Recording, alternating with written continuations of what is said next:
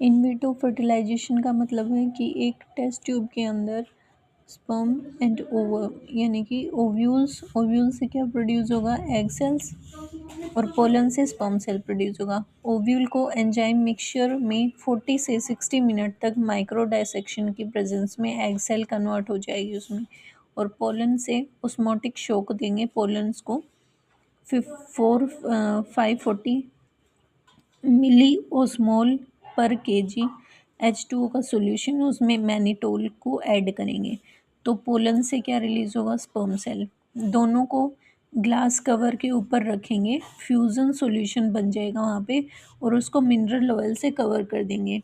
उसके बाद डाइलेक्ट्रोफोरेटिक एलिमेंट यानी कि 1 मेगाहर्ट्ज 71 वॉट पर सेंटीमीटर कुछ सेकेंड्स तक इस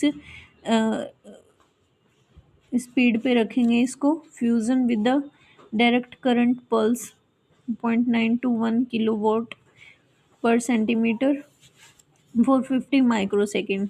कवर ग्लास को इस सिचुएशन या फिर इस कंडीशन में रखकर बाद में क्या है, इलेक्ट्रोड जो है ना वो क्या करेंगे, एक दूसरे इलेक्ट्रोड्स के बीच में रखेंगे, तो जो एग स्पर्म है वो एग जो है वो इलेक्ट्रोड की तरफ अट्रैक्ट होगा, एग सेल, और स्पर्म सेल उस पर आके अटैच हो जाएगी। न्यूक्लियर फ्यूज़न 1 घंटे में हो जाएगा इसका।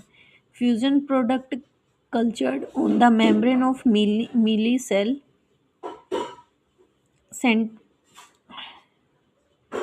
CM disc. फिर सेल डिवीज़न होगी, 3D है ये।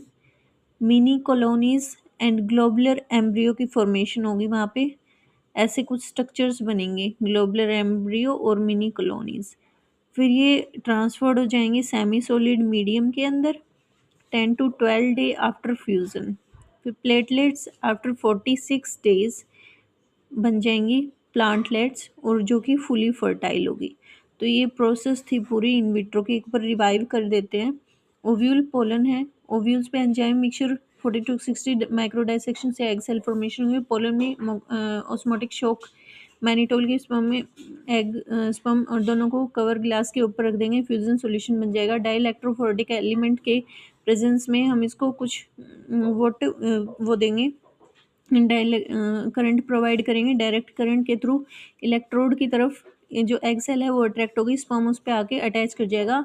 अटैच होते ही कुछ मेम्ब्रेन मिनी सेल्स कल्चर होने लग जाएगी, फिर मिनी कॉलोनीज